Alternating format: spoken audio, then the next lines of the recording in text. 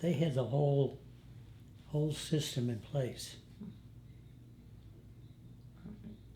So whenever you were selling these products, did you get to see them in action? I mean, did you get to go into the mills Absolutely. And see the process? Absolutely.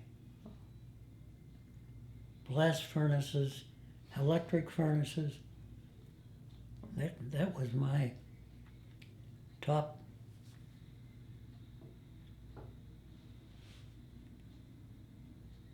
There it is. I'm missing that C word again.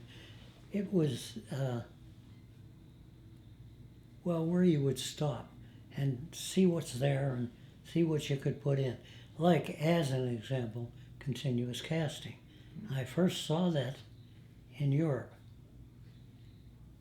And then did you improve on that process from Europe, or was it mainly the same thing? Dravaux had one of the finest steel mill equipment engineering firms in the business.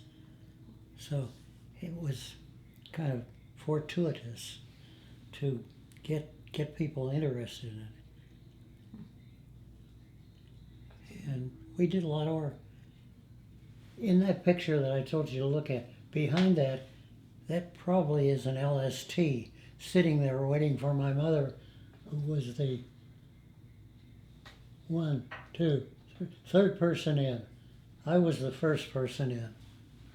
And that's just after I got out of the Navy. So did they actually make the LSTs on Neville Island? Oh, absolutely. They put it together and Absolutely. And they built steamboats and barges. They built stern wheel propelled steamboats, and later on built a number of diesel propelled towboats, but they weren't towing boats. They were pushing, but they were called towboats for some reason. Was that for the coal? For coal and oil and everything. Cement, bagged or just dumped in the barge, dumped out somehow. But Pittsburgh was one of the principal manufacturing operations in the U.S. for the iron and steel making equipment. Now, they never built a blast furnace, as far as I know. I think But they were. I got to get my adjectives going. So much for absent. So much for something that was going out of style. So you remember the rivers were just full of barges?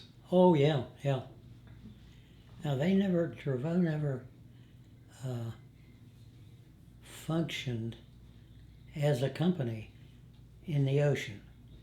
They built LSTs, but they didn't run them there, and there was LSTM, a number of different vessels that participated in the war. And I guess were they used for Korea and Vietnam? I mean, did they make boats and parts for those? To my best of knowledge, they were used in Korea. But I forget a lot. Do you remember the smog in Pittsburgh when you were younger? Yes, indeed. In the winter, frequently during the winter, they would keep the street lights in downtown Pittsburgh area on all day long, because without them you were having trouble seeing where you were going. At 12 o'clock, when you go out for lunch, it would be dark.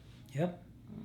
And I didn't become a white collar wearer in this case, but many of the top company executives took a white shirt in, and they changed their white shirt from this white shirt, which was all dirty already, onto the one they took in with them. Pittsburgh was dirty. Can you remember that? And I guess the rivers were dirtier? Yes. Oh, darn. So when you were downtown, and you said you worked downtown for a short bit. Do you remember ever going to the arcade or what is that? The arcade building. Oh, it was directly across the street from our office building, from the DeRivo office building. And then, did you go shopping in the department stores down there? Yes. Like Kaufman's or? Kaufman's, Gimbel's, Frankensteiner, Horns. Orange, yeah. And do you remember the point of Pittsburgh? You know, today the Point State Park. Do you Yes. remember when that used to just be industrial? Yes, it used to have a bunch of factories on it. And the change shocked people. And I don't know whether they don't have any buildings on the point anymore. Yeah, they're just the There's a blockhouse. fountain, a big fountain. Mm-hmm. And they brag about that doesn't use river water. It uses the underground river that is going past underneath the city of Pittsburgh. Yeah, which is amazing. And that's been going for a long, long time. Oh, Jenkins Arcade. That's what it was called. Jenkins Arcade. Yeah. Mm-hmm. Oh. And what happened? Where did you work after DeRivo? I became vice president of Pennsylvania Engineering Corporation. Where were they located? They were located in north of Pittsburgh, about an hour drive. It's like Butler. And they were competitors by that point. And the two companies built similar things. And then what was your position there? Were you still in the sales? Yeah, vice president of sales. And then did you retire from that position? No. I was president or vice president of a number of steel companies, of companies serving the steel industry. We built things for them.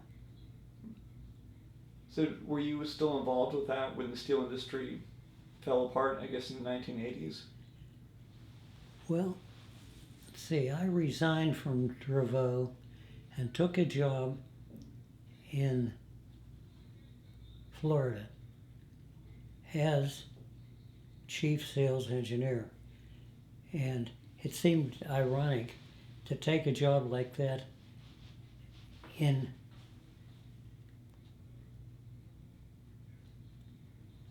did I get the name of it? Anyway, Pittsburgh had plenty of engineering available, but the person that hired me to go to Florida, he wanted me because I had sold him stuff, and he had almost unbelievable source of well-trained people. Most of them had been engineers throughout their career, and they resigned. Well, when they retired, they went into his company, and I told him that, we don't have much chance beating the engineers in Pittsburgh. He had been the chief engineer at U.S. Steel, but have you ever been to Florida? Mm. Wow.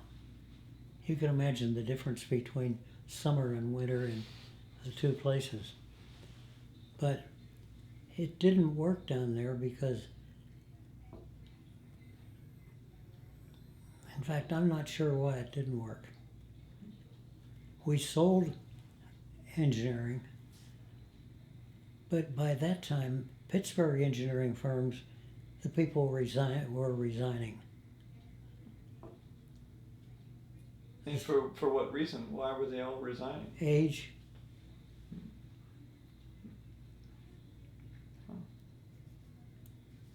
So did you do any work with U.S. Steel?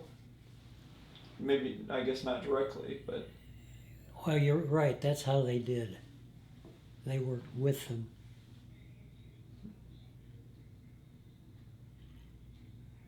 And they built transfer cars and the wheeled equipment. They were trying to get into that business, but it didn't last very long. No, I don't remember where the heck I went. Oh, I invented an iron making process. And I was president of that company. And it was very similar to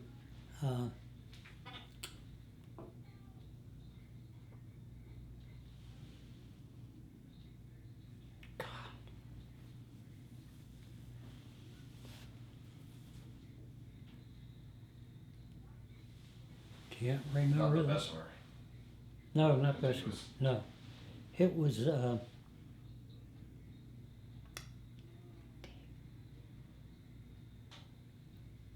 there comes that letter C into act again. and you said it was iron, not steel. Your invention had to do with iron.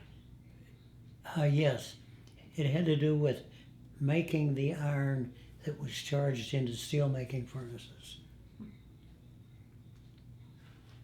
And basically that process collected the dust arising out of conventional steelmaking, turning it into little balls about the size of a small marble, and putting it into, and I didn't mention hot blast cupolas either, I don't think, but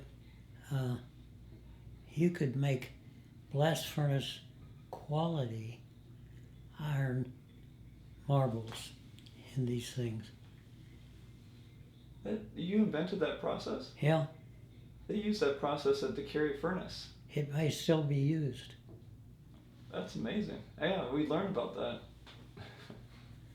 And what it was, you got the, like from the mining operation Uh-huh. up on the mining range up there, they would screen the ore before they shipped it to Pittsburgh for being turned into something.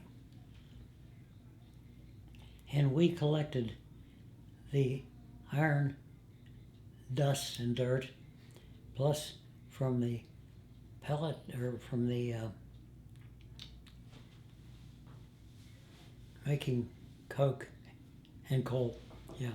And we got coke fines and coal fines and iron ore fines and mixed them all together with with appropriate amounts of binder, and you could make steel quality charge, blast furnace charge, in this strange furnace. But it was less expensive than It's like recycling.